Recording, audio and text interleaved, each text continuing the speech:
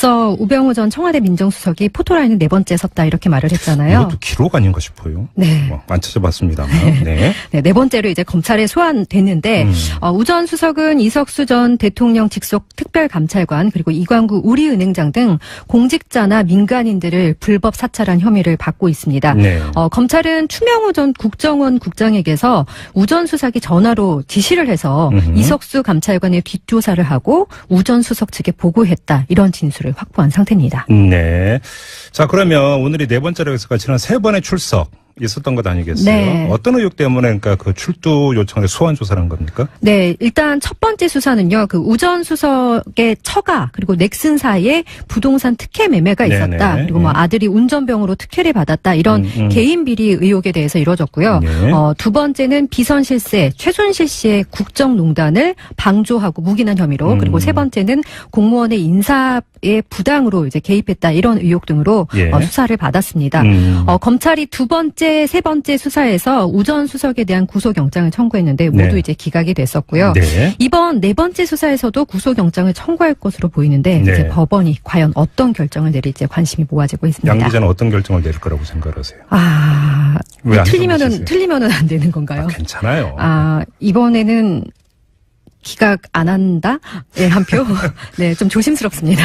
뭐 조심스러워. 네. 어차피 틀릴 수도 있으니까요. 50대 네. 50인데 저도 그렇게 보는데 왜냐하면 사실은 요번에 이제 그 소환 조사하는 목적 그 네. 혐의가 이전에 세 번보다 훨씬 더 뚜렷해요. 네. 훨씬 더 뚜렷하고 거기다가 사안의 어떤 악성이라고 하는 게 사찰을 그 지시하고 비선 보고를 받았다는 것 아니겠습니까? 네. 그러니까 이전에 어떤 그 했던 혐의보다는 상당히 사안이 중하고 또 한 가지는 관련자들이 이미 검찰에 진술을 했다는 거 아니겠습니까? 네. 사실을 시인을 했다. 네, 진술이 확보됐고요. 추명호 네. 전 국장, 최윤수 전 국정원 2차장 모두 그 시인을 했다고 하는 점.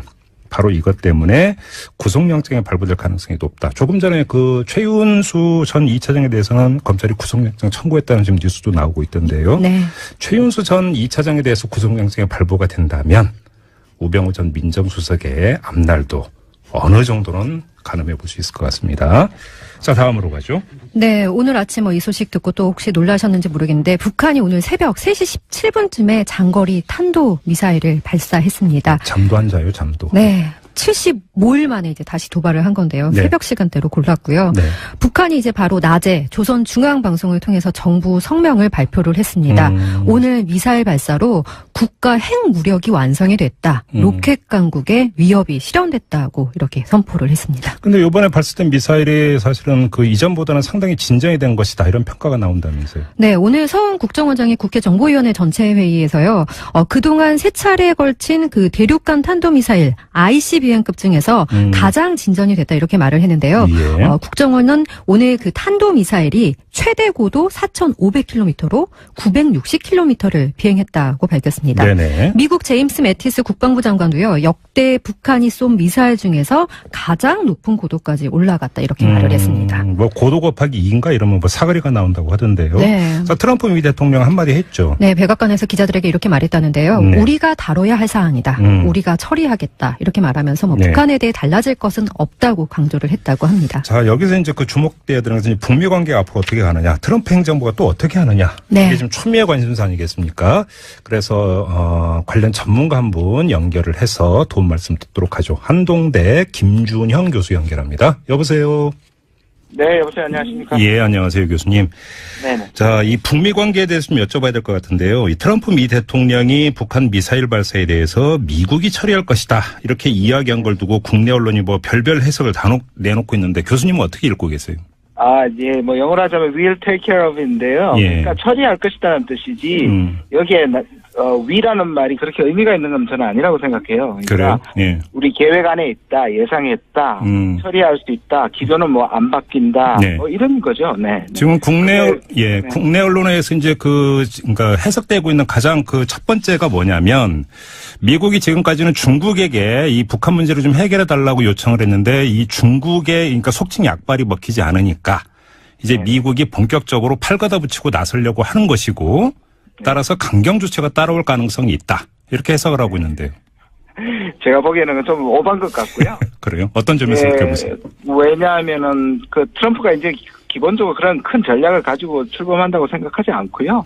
아까 예. 말씀드린 것처럼 이게 뭐 또 코리아 패스크 얘기까지 나오는데 네. 그 정도는 아니고요. 그러니까 이 일은 충분히 내가 감안하고 있는 플랜 안에 있는 것이고 그리고 우리가 준비된 압박의 제재 단계를 높이는 것이지 여기에서 우리가 더 이상 중국한테 안 맡기고 우리 걸 하겠다 뭐 이런 정도의 게임 체인지는 아닌 것으로 저는 알고 있습니다. 그러니까 좀 이제 번역을 하자면 뭐 예상했던 일이고 다 준비돼 있으니까 너무 걱정하지 말라 이런 뜻으로 읽으면 된다는 말.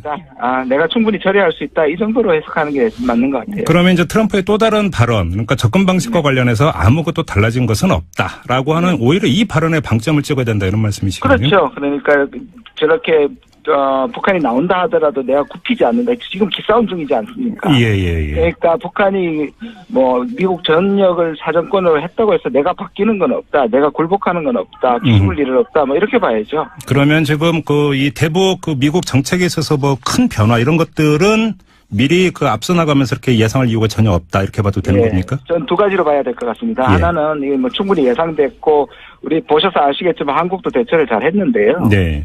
그러니까 미국 전반적으로는 기본적으로 제재 시스템을 계속 가져간다는 것이고, 그다음에 이제 아마 이제 안보리가 열리고 또 조금씩 이제 증가시키는 제재를 강화시키는 쪽으로 갈 것 같습니다. 문제는 틸러슨과 함께 이쪽에 이제 대화파들이 이제 75일이나 했으면 대화의 조건이 어느 정도 마련된 거라고 보는데 이번에 이게 또 쏘기 때문에 소위 대화파들의 목소리가 좀 작아질 가능성은 저는 있다고 봅니다. 아, 그래요? 그러면 이 트럼프 행정부 안에서 이른바 강경파와 대우파 간의 밀고 당기기가 좀 있을 것이다 이렇게 전망을 하시는 거네요?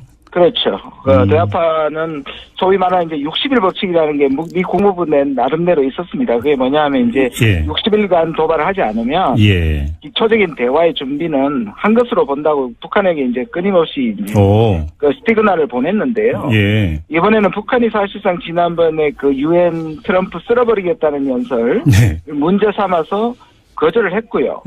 그다음에 자기 페이스대로 지금 프로그램을 가져가는 거니까 숭타오가 갔을 때도 안 만난 거고요. 그러니까 나름의 이제 기싸움의 차원도 있지만 북한은 자기 프로그램대로 지금 가고 있는 측면.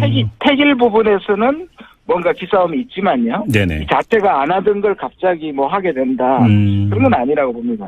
그 뭐 일각에서는 지금 이런 상황에서도 이 북미 간에 이 물밑 접촉은 있지 않았겠는가 이런 뭐 추정을 했었는데 이게 그러니까 전혀 없었던 것 같아요. 미국은 아까 말씀드린 것처럼 60일 지나서부터 요구를 했는데요. 북한이 이번에는 거절한 것을 제가 들었습니다. 미국에서 대화 타진을 했는데 북한이 거절을 했다?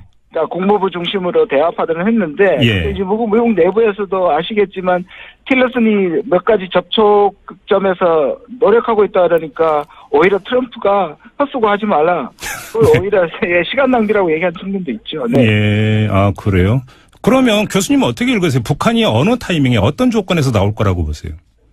저는 이제 이번에 완성을 얘기를 했지 않습니까? 완성이라는 거는 매우 애매합니다. 완성은 사실상 없는 거죠. 누가 또 확인할 길은 없습니다. 90%냐 100%냐는 그걸 실제로 사용하지 않는 한은 모르겠죠. 그러니까 북한이 이게 완성이라고 얘기하면 완성이라는 최악의 부분을 놓고 협상을 해야겠죠.